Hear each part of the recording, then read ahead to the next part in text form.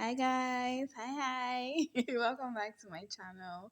So I'm just making a very simple bowl of fruits. You know, sometimes you have visitors, not every time in around. Sometimes serve them fruits.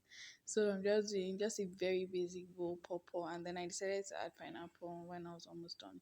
So that's about it. Nothing really serious. Just make sure you wash your hands properly, wash your knives, and then also when you're arranging your fruits, make sure you're arranging them in nice appealing matter. It doesn't matter if you have just one or two fruits, you just make the bowl come out really nice. And you can serve this paired with drink with ice chilled water. You could serve this with different snacks.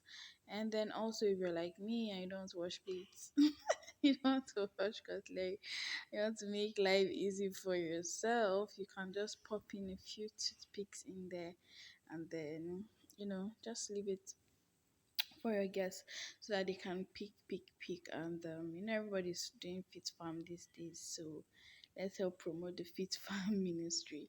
So this is a nice way to definitely present your snacks. Thank you so much for watching. Have you hit the subscribe button? I love you so much. Thank you.